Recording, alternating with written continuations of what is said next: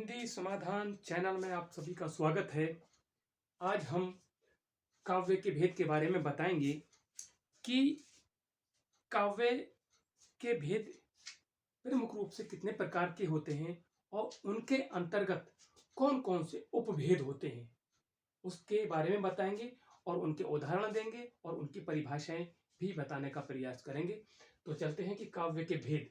काव्य के भेद दो प्रकार के होते हैं प्रमुख रूप से। एक होता है दृश्य काव्य और दूसरा होता है श्रव्य काव्य।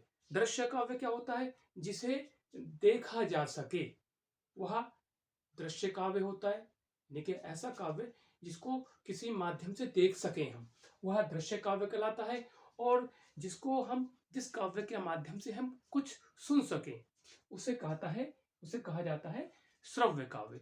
तो दृश्य काव्य के अंतर्गत जो है, नाटक आता है और रूपक के 10 भेद होते हैं और प्रकरण होता है। तो नाटक भी हम देख सकते हैं। तो ये एक दृश्य काव्य है, या रूपक के 10 भेद हैं, ये दृश्य काव्य के अंतर्गत आते हैं।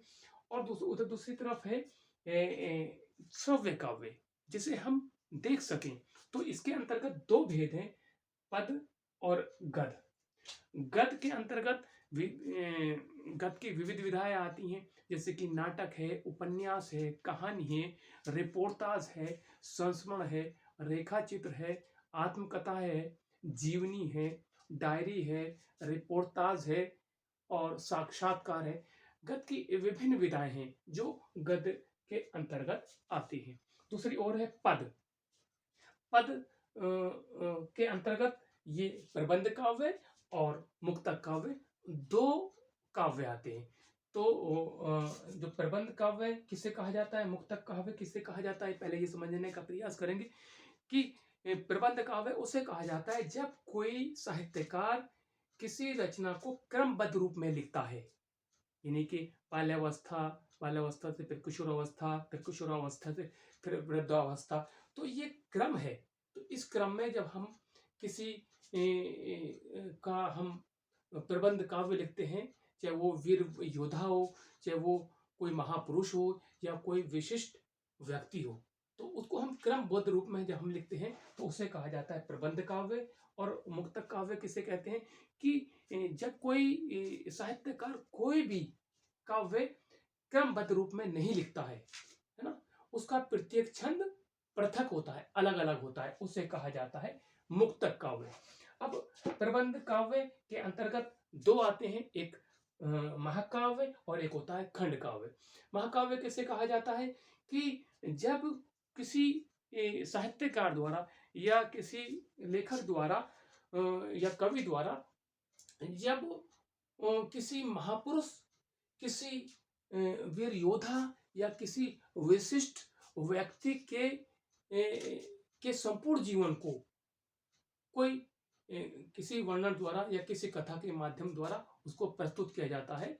कोई भी वीर योद्धा है, कोई भी महापुरुष है या कोई भी विशिष्ट व्यक्ति है, तो उसका जब कोई भी साहित्यकार बाल्यावस्था को, उसकी किशोरावस्था को, उसकी वृद्धावस्था को क्रमबद्ध रूप में लिखता है, तो उसे कहा जाता है महापुरुष। यानी कि उसके संपूर्ण जीवन पर प्रकाश डाला जाता है काव्य के माध्यम से। जैसे कि रामचरितमानस है, तुलसीदास द्वारा लिखित। दूसरा है खंड काव्य। खंड का मतलब है एक पार्ट। जब किसी वीर योद्धा या किसी महापुरुष अथवा किसी विशिष्ट व्यक्ति के किसी जीवन के किसी एक पक्ष को, उसके किसी एक खंड को काव्य के माध्यम से प्रस्तुत किया जाता है, तो उसे कहा जाता है खंड काव्य। जैसे कि उसकी बालावस्था को वर्णित कर दे कोई भी काव्य के माध्यम से कोई भी साहित्यकार, या उसके वृद्धावस्था को या किशोरावस्था को, तो उसे कहा जाता है खंड काव्य। जैसे कि एक उदाहरण है रश्मि रथी इसका। आगे चलते हैं मुक्तक काव्य। मुक्तक काव्य दो प्रकार का होता है, एक होता है गेय काव्य और दूसरा होता है पाठ्य मुक्तक काव्य। तो गेय काव्य के अंतर्गत गीति काव्य आता है, जैसे कि सूरदास द्वारा लिखित सूरसागर गीति काव्य का एक उदाहरण है। या मुक्तक काव्य में दूसरा है पाठ्य मुक्तक काव्य। इसके अंतर्गत जैसे कि दोहा है या कविता है, यह पाठ्य मुक्तक के उदाहरण हैं। तो मुक्तक काव्य में जैसे कि आदिकाल के सरहपा हैं, उन्होंने दोहा कोश लिखा, ये एक मुक्तक काव्य है। और अन्य उदाहरण हैं जो इनके दिए जा सकते हैं। लेकिन यहाँ समझने का प्रयास ये करना था कि खंड काव्य किसे कहा जाता है, मुक्तक काव्य किसे कहा जाता है, प्रबंध काव्य किसे कहा जाता है। मैं समझता हूँ आपको ये बहुत अच्छी तरह से समझ आ गया होगा कि काव्य के अंग कौन कौन से हैं और उसके अंतर्गत जो भी हमारे मुक्तक काव्य हैं या प्रबंध काव्य हैं या उसके और कौन से भेद हैं, आपको समझ आ गया होगा। अब नई वीडियो में दोबारा से मिलती। Okay, good bye.